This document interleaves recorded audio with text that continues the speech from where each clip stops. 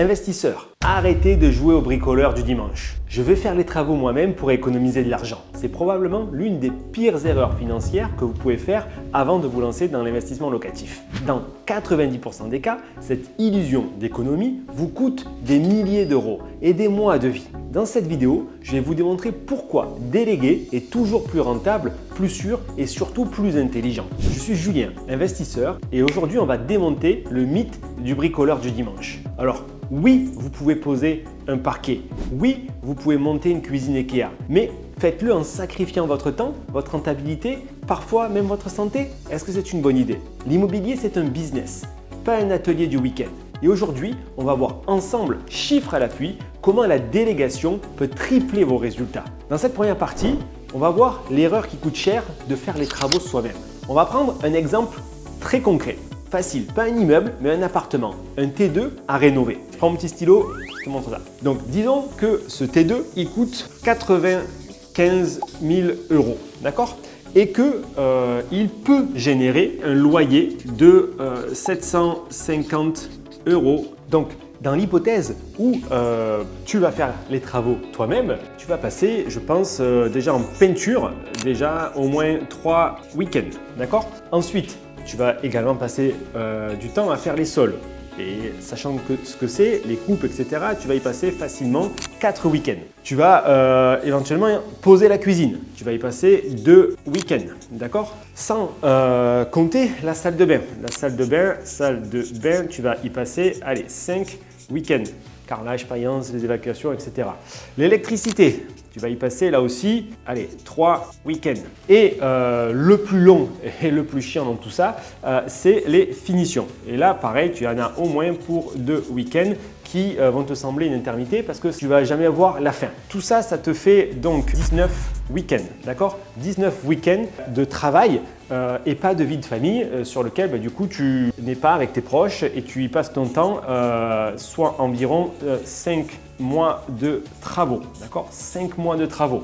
La petite aparté, c'est que si tu fais 5 mois fois 750 euros qu'on a dit ici de loyer, ça te fait 3750 euros de loyer perdu.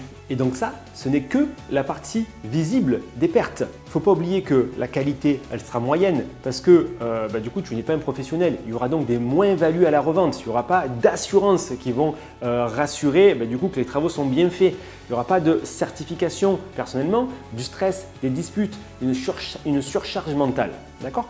Donc, honnêtement, ce n'est pas la meilleure des idées si tu veux avoir une vie calme et tranquille. Ça me fait penser à un autre client, Christophe. Lui, à la base, il voulait économiser 15 000 euros. Le problème, c'est qu'il a fait ses travaux, pas de la bonne manière. Il y en a eu pour 22 000 euros de reprise. Il a perdu des loyers pendant 18 mois, soit plus de 11 000 euros.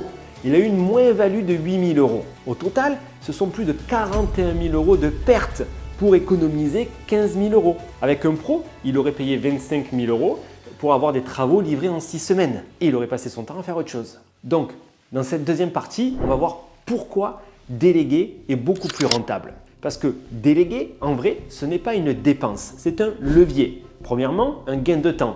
Pendant que les artisans travaillent, vous pouvez chercher le prochain bien ou simplement profiter de la vie. Deuxièmement, la qualité sera associée à la rentabilité parce qu'un bien refait par des pros se loue plus vite, plus cher et se revend mieux. La garantie et la légalité de la chose, grâce à des décennales, grâce à des factures qui vont mettre la conformité à l'épreuve, vous êtes couvert. Quatrièmement, en termes de déduction fiscale, l'artisan, lui, va vous facturer 10 000 euros, mais vous allez pouvoir déduire 3 000 euros si vous êtes à 30% d'imposition ou si vous êtes au réel, bien plus. Le coût réel sera de 7 000 euros au micro ou pratiquement, vous pouvez déduire ces 10 000 euros en totalité. Cinquièmement, le crédit bancaire, lui, va être facilité et vous allez pouvoir bénéficier d'un différé bancaire. Ça, grâce à un devis professionnel où les travaux vont être intégrés dans le crédit. Par exemple, Sophie, notre cliente, avait acheté un T2 à Lyon pour 125 000 euros.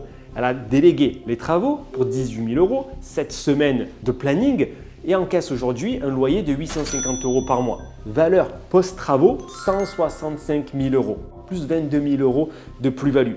Un cash flow de 300 euros pour un appartement. elle a signé les devis et elle s'occupait de rien. Alors, ça marche sur un appartement, ça marche encore plus sur des immeubles de rapport comme on a beaucoup plus l'occasion d'en faire parce que chez nous, c'est vrai que les appartements, ça reste quand même assez rare, mais à toute échelle, le raisonnement sera le même. Maintenant, dans cette troisième partie, on va comparer encore une fois les chiffres pour que vous voyez réellement la portée de la délégation. Donc, pour faire ces travaux, on va voir les deux options. Premièrement, on va dire option A, qui est faire ces travaux soi-même. Donc, dans ce cas-là, vous allez en avoir de matériel plus outillage pour environ 10 500 €.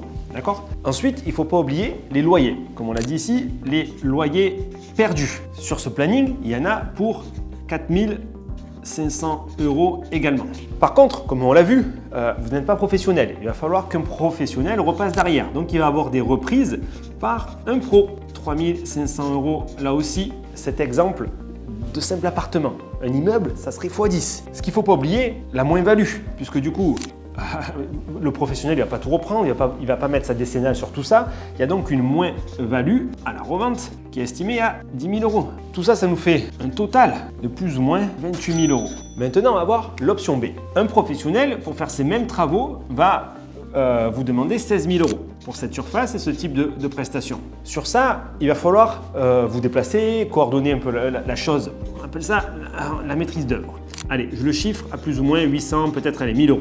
Par contre, du coup, vous allez pouvoir louer plus rapidement. Donc là, le loyer, lui, il va arriver plus vite et sur cette période, vous avez 4 400 € de loyer. Sans oublier que ces travaux, ils vont pouvoir être amortis, ce qui va générer un déficit de 5 000 €. En réalité, si je considère le coût total de l'opération de 7 300 € à peu près, si j'arrondis, d'accord? Ce qui veut dire que entre cette option et celle-ci, eh bien, j'ai une économie, en réalité, une économie ici nette, d'accord, là, de 19 000 €.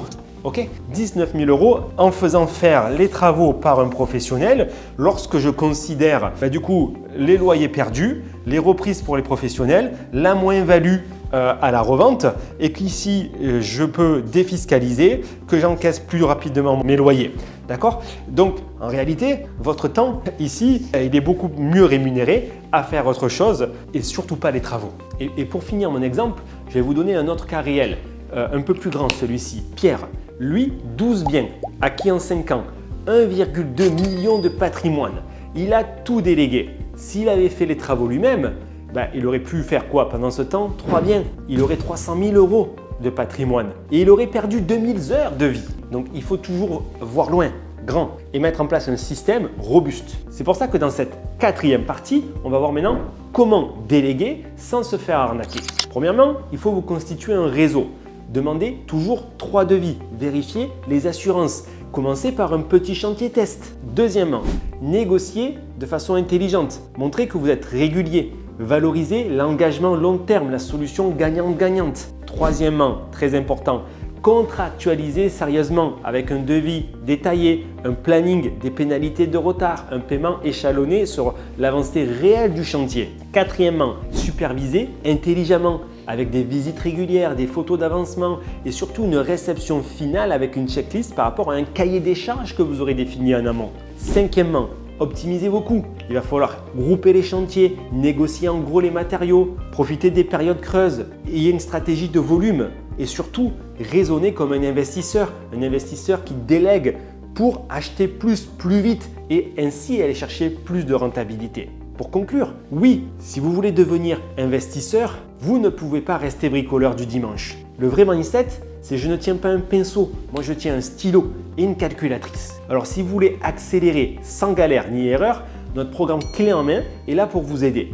On fait le sourcing, la négociation, les travaux et la location. Vous signez, on s'occupe du reste. En attendant, abonnez-vous, activez la petite cloche et dites-moi en commentaire si vous êtes encore de la team bricoleur ou si vous êtes prêt à devenir un vrai investisseur. Dans la prochaine vidéo, on va voir comment est-ce que j'ai acheté plus de 50 appartements sans jamais toucher un tournevis.